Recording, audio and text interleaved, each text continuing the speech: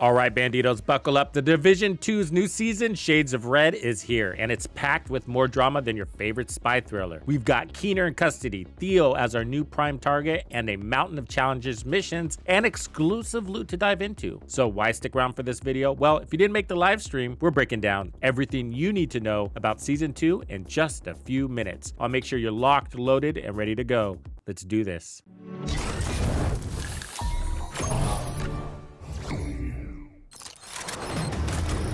Piece of shit wristwatch. First up, the big headline. Theo is back as the prime target this season, and yes, we're sticking with the rogue theme. Just when you thought things couldn't get crazier, we find out Keener's alive, but finally captured. And wait for it, Theo's still causing trouble. Now our mission is to track him down. This sets up a storyline that feels like we're starring in our own spy thriller. And here's the cool part. With Seasons 2.0, they're rebalancing the game offering. The story won't be everything anymore. They're putting a huge emphasis back on gameplay as part of the seasonal delivery. And they're gonna make every season fresh with new ways to keep us engaged using modifiers. More on that in a moment. But first, check out this season's trailer. You think you know me? Theo, the hacker. Agent Parnell, the grieving son. The rogue. Before we meet, you need to know the real me. I want to trust you, but you've already killed me once. Pretty cool, right? Well, this season isn't just a catch the bad guy mission. We're looking at a whole new journey. There are 7 main missions and 8 smaller objectives to work through, each adding layers to the story and gameplay. So think of it as an entire campaign designed to build up both your skills and your gear, all while pulling you deeper into the Division world. Each mission has you adapting to challenges that will really test your build using modifiers. So let's talk about combat, specifically the point blank modifier. That's unique for this season, and the concept? The further you are from your target, the bigger the damage boost, basically. So yeah, snipers, you're gonna love this one. And as for all you Strega fans, there's some good news. The range is back to the satisfying 20 meters that we saw in PTS1. They had nerfed that, but they decided to buff it back to where it was. So if you're feeling tactical, this one's a must. Super stoked about that. And no, they didn't forget about the damage stacking bug. Yeah, that's still fixed. So don't get too excited. Season 2 introduces a new outfit and gear set, and they're dropping a mysterious exotic chest piece called the Provocator, or Provocator, whatever you want to call it. But that's all I have to tell you, because they're keeping what it actually does a surprise. You'll only get it by mastering the Master Climax difficulty. Beep, hold that thought. This is Future Tux chiming in because I just got some new intel on the new Provocator chest piece. So let me just read this whole thing so we're on the same page. The Master Climax mission introduces a brand new difficulty level exclusively available for Manhunt Climax missions. This level is designed for the most hardcore players seeking an extra challenge, expect tougher enemy scaling, and the inclusion of seasonal modifiers that will push your skills to the limit. Those who rise to the occasion will be rewarded with special bonuses such as additional XP, high quality loot, resources, in-game currency, and unique vanity items. Wow. Additionally, successfully completing the Master Climax mission grants players the exotic chest Provocator as a special reward. Read this. Receive 35% damage resistance from enemies within 15 meters. That is insane. I just gotta say, I mean, imagine combining that with bonus armor and protection from elites. Oh my gosh, I gotta get my hands on this chest piece. Tux out. This new difficulty level is handcrafted, meant to feel like a mix of legendary and incursion level challenges, or so they hope. But we do know it's supposed to be way tougher than heroic. And here's the deal. In order to unlock it, you need to complete all of the scouts, which are basically like mini little manhunt bounty things. So if you're looking for a challenge, this is endgame paradise for you hardcore players out there. So Division Season Pass got to glow up. No more dual tracks. Everything's bundled together now in a single track, which means some rewards are free and some will need that pass. How much is it going to cost? I don't know, but I suspect it's going to be about $10 as it's always been. If you're playing for free, you can still snag cosmetics without breaking a sweat. And for the first time ever, premium credits are unlockable, an added bonus for everyone who loves a good freebie. Or put that towards the next premium rewards track. And for all you collectors, they've spaced out some rewards across missions to keep things interesting. Yannick did specifically mention it's going to seem as though there are less free items, but what they've done is take some of those free things like caches and put those as rewards for doing those missions along the journey. So they did reveal something else. The season's got some unique additions. First is the Stalker 2.0 Heart of Chernobyl crossover event. Later in the season, we think it's going to be November, we'll see 4 new uniforms straight from the mines at GSC Game World. Plus, if you're in the mood for a costume that screams, I may or may not haunt your nightmares, look no further than the Laughing Gas bundle. Yep, a terrifying clown outfit that you can grab in a giveaway. Make sure you follow me on Twitch. Don't ask me when this is happening, because I don't know yet, but that's a really sick costume. Can I give myself the giveaway? Ubisoft partners like myself will be ones to look to for that. And they're not stopping there. We've got hints of winter events, XP boosts, and maybe even more surprises coming our way. So if you've got that grind mentality,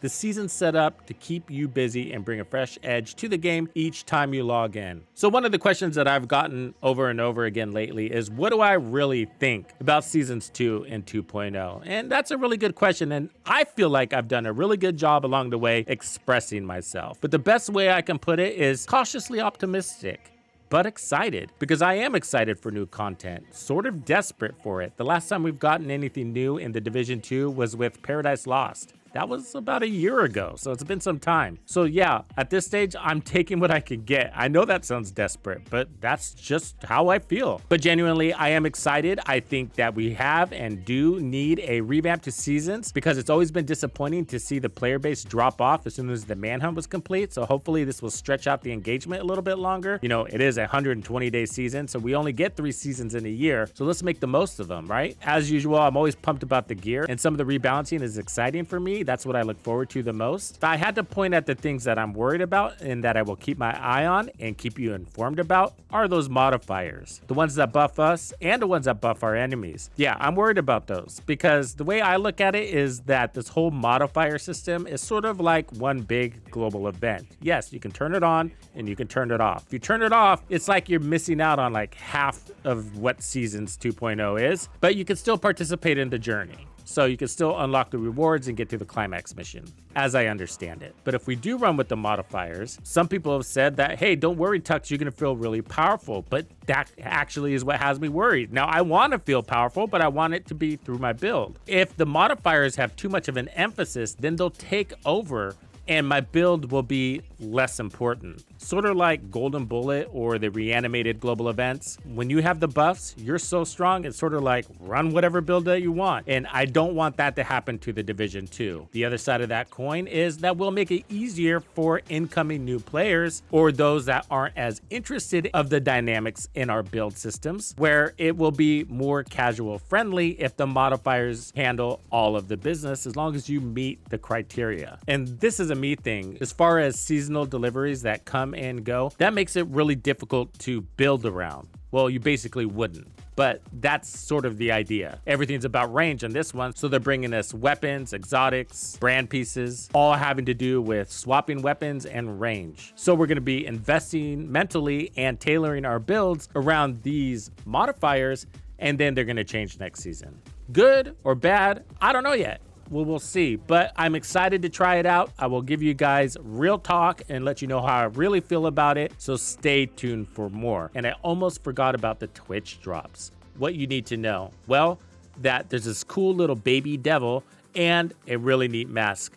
All you have to do is watch my stream for 3.5 hours to get it. Well, that's not all you have to do. You also have to make sure your Twitch account is connected to your Ubisoft account, which is connected to your console. Good news is I have some instructions on that for you here. To receive your Twitch drops, you first have to sign up here. Links below. If you're a console player, you'll also have to do an extra step. You're gonna have to link your console and your Ubisoft account in order to access the drops in game. I know the way I said that probably sounded complicated, but it's really not. They've actually done a really good job inside the Ubisoft page to do this. From your accounts page, just make sure to scroll down to the bottom to the linked account section. You can't miss it. Select link and then just follow the prompts. There's really not much to it. All in all, it's only going to take a couple of minutes. And the final step is, of course, to make sure you follow me over on Twitch. So they did just release patch notes. I'm going to cover those next. If you're interested, stay with me. All right, so this is title update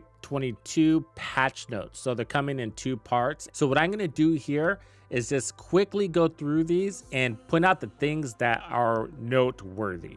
So the SMG section sees a lot of shifts. The M1928 gets just a little bit stronger, and that's a big deal, but the reload gets faster, which is even better. And the vectors get a little bit of a nerf overall, but nothing to worry about. It's all really minor. As far as LMGs go, the one that I think is worth pointing out is the M249. It gets a little bit of a nerf. Well, I don't know if I want to call that a little bit, but it gets a nerf on the damage side, but the RPMs go way up. And the reason why that's worth noting is because of the Pestilence. That's what the Pestilence is an M249. So yeah, it gets to see that rate of fire also. Oh, rifles are going to be really exciting in this coming season. The ones that are worth pointing out are the 1886, picks up more damage, over 40,000 per shot, plus 3 more rounds. The M1A Classic, yeah, it's coming out back on top with a buff to its damage at 231, 290, up from 205. That's a little over 25,000 in increase. And it gets a better reload, which is good because that reload sucked. As far as the snipers go, I gotta say the M44 is back on top. So the White Death gets its throne back. It deserves to be on top with those really good stats. The SR1 gets a nerf, that one hurts. The SVD gets a nerf, that also hurts. And the SRS gets a nerf, and that also hurts because that's the Mantis. So here's a couple of things that you need to know. The M870 is getting stronger, and its reload speed is getting faster. Also, notice the spaz goes from 646 883 to 715 833. Plus, a lot of the shotgun talents got a buff. We're going to circle back on that in a few. Pistols. Okay, so the D50, which was previously the meta, has been nerfed.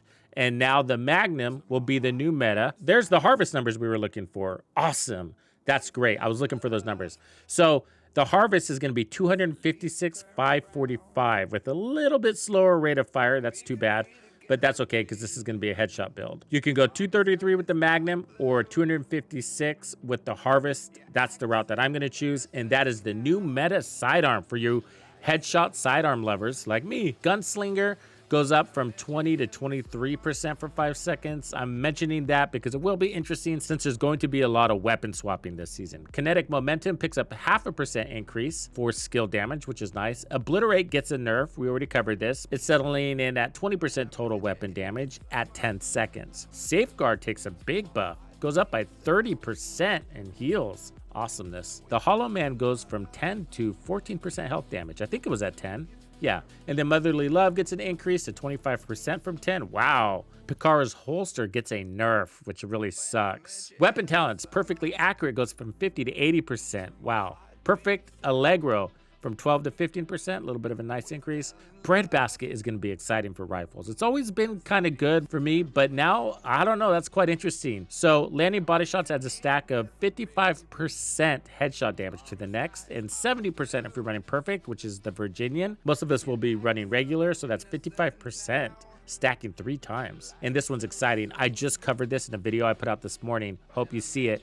But killing an enemy with a critical hit grants 70% or 90% critical hit damage for 10 seconds if you're running perfect killer, which is the Dark Winter. And I think the Dark Winter is going to be the best gun in the game now because of that. That's crazy. I was wondering if it was going to hold, and it looks like it is. Optimus gets a little bit of a buff. Ranger gets a buff, so that's amplified damage for every 4 meters or 3 meters if you're running perfect instead of 5 meters. Reformation gets a buff. Headshots grant 60 or 80% skill repair. Sadist gets a little bit of a buff. 30 or 35% damage to bleeding targets. Measure gets a buff. That's nice. Top half of the magazine has 25% rate of fire increase instead of 18 like it was before. and a decrease in 25% total weapon damage instead of 30% like before. Perfectly optimized. Increased weapon handling by 40%. This is on an LMG, so that's the RPK, I believe. That's pretty good. It used to be 30%. Huge. And then on empty, reloading from empty grants 60% instead of 30%. Wow, that's the FAMAS. That's weapon handling for 10 seconds. And the perfect one is going to be 80% more weapon handling. It's a little over the top, but I'll take it. Outsiders getting a buff after killing an enemy gain 100% or 150. So it's the perfect one that they improved. Behind you gets a push. Wow. So it amplifies weapon damage by 20% or 25 if you're running perfect. It used to be 15 and 20.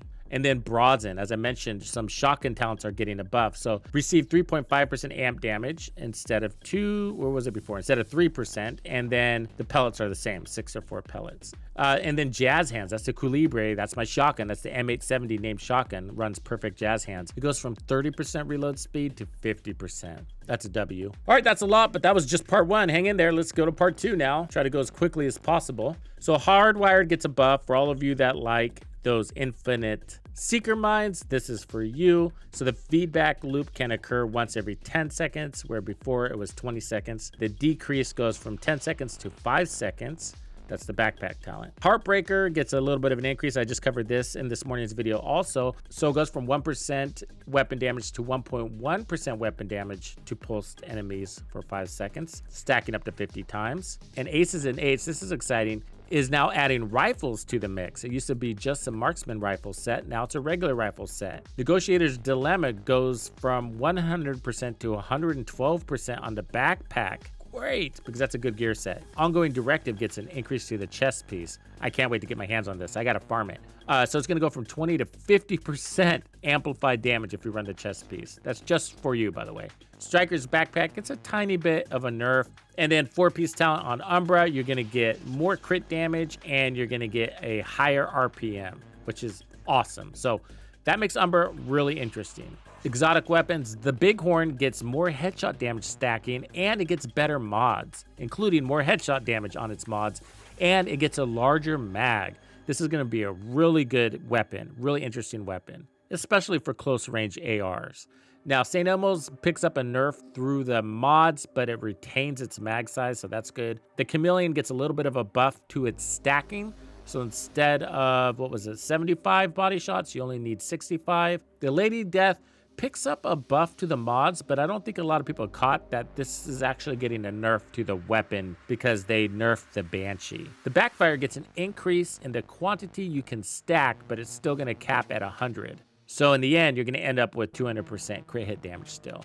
But they fixed some of the mods. That's good. The Chatterbox looks a lot more interesting, but is it going to be good enough to run for heroic content? We'll see. But when you reload, rate of fire is increased by 25% for each enemy within 15 meters. It used to be 20%.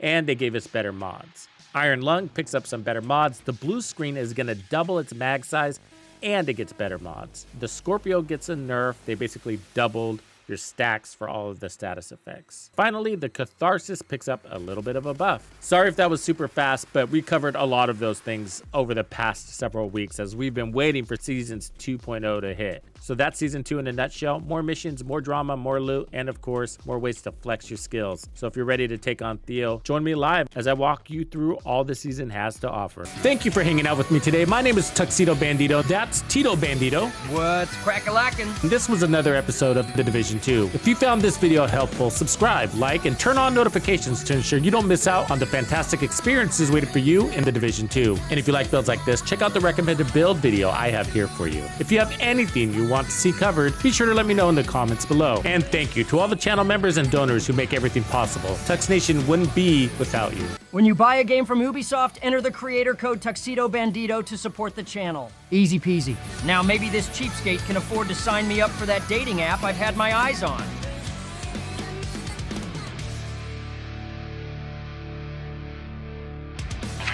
Follow me.